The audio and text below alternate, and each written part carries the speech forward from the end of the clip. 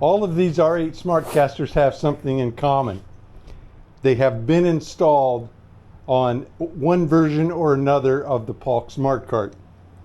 They're all prototypes. They're all from when I was working with Bob in developing them and getting them perfected.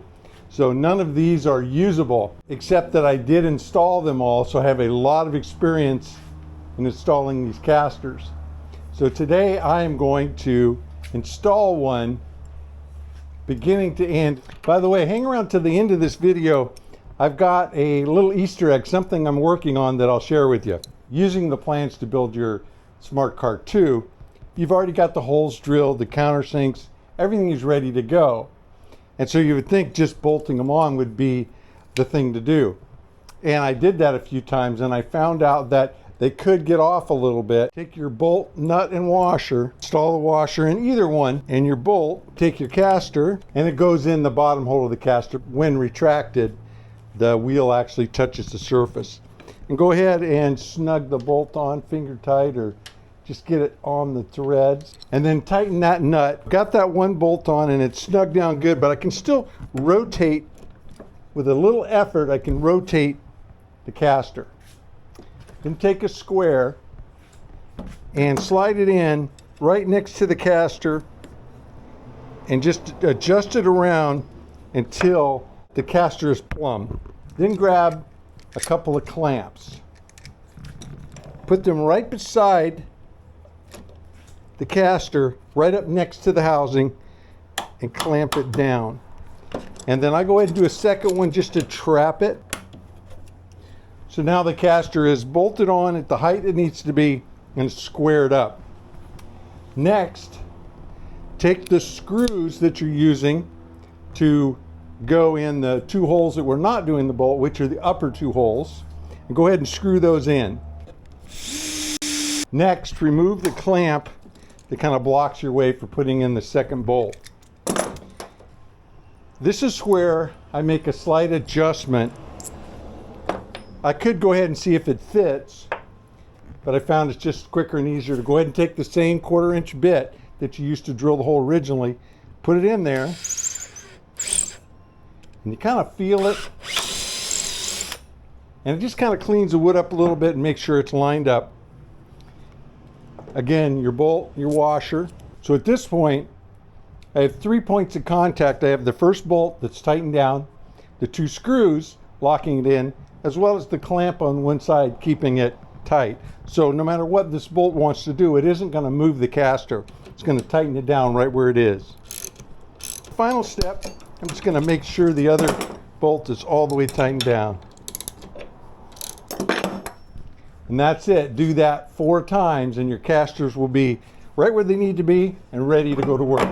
This is a sneak peek at an idea that I'm working on. This extended stop here doesn't actually work with the total station. This goes with the crosscut jig. Anybody that has the Smart Station knows that we have 2 sets of wings. We have this set, which the bench stays totally mobile and will do most of the work we need to do. And then we have the extended set, because when we're doing production work, building homes, trimming homes, we have a longer material that we have to do repetitive cuts on. 8-foot doors is where I go to. So I need an extension that will give me somewhere around 8'6" so that I can do any size casing with miters around an 8-foot door. Second thing that the extension wings do is handle the really long material just to hold it up. So you know, if you're running any of the horizontal moldings, the base moldings, the chair rails, the crown moldings, we always work with 16-foot material. Now we don't need stops that go out that far, because with those, there's not a lot of repetitive cuts. You're measuring and marking and cutting. So you just need it to support the material. And those longer wings have a support under them that gives us these cantilevers so that we can store the trim underneath. If I put this on, I can make a longer one, a bigger one, a little heavier duty one that will give me that beyond 8 feet that I need, not a problem. What it doesn't give me is the support underneath, so there's a bit of flex. Now it would give me support here because this is not a flip up, but it'd be enough that, you know, the material could run out and go right over this, and I could make this a little wider. So even though it'd be up above this surface, it wouldn't matter because the trim would lay down on it, and as long as it's flat on the miter box, I'm going to get a perfect cut. But what it doesn't give me is the extra support for the long material for storing and moving it up. That may or may not be a problem.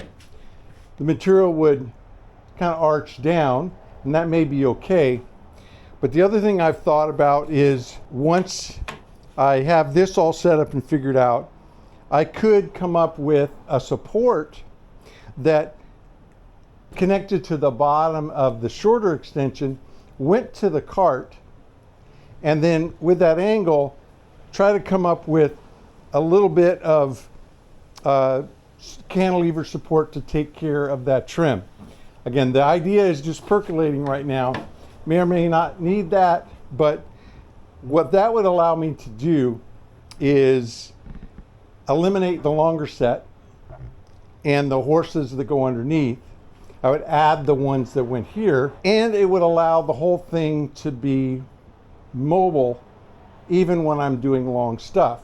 Now when it's all loaded and heavy, I probably don't want to be moving it around too much, but a lot of times I get into a tight job site situation and I just need to move the bench 3 or 4 inches just to get the trim. There's 1 or 2 pieces I need to go to the far end, and there's just not enough room with the walls, and you know, I can move it around just a little bit, and this is common. The mobility gives me that, but as soon as I lock it down with the longer ones that are sitting on the floor, I lose that mobility until I change it up, or at least I have to unload the trim or take the legs off and let the trim settle down. You can kind of see why I'm working through this. So that's it. I'm looking at creating a variation of an extension stop to work with the shorter supports, these shorter wings that go with the miter saw, and it gives me the best of both worlds. If it works out, it'll be nice to have the shorter legs and the mobility, but have the repetitive longer cuts available as well. And I do them left and right so that I could cut both ways. If you'd like to build a smart station like this, a smart bench, a smart cart, any of the accessories that work with the system, or the smart wood shop, I'll put a link in the description of this video down below where you can go and purchase plans or packages of plans and then download them instantaneously 24/7, 365. Mahalo.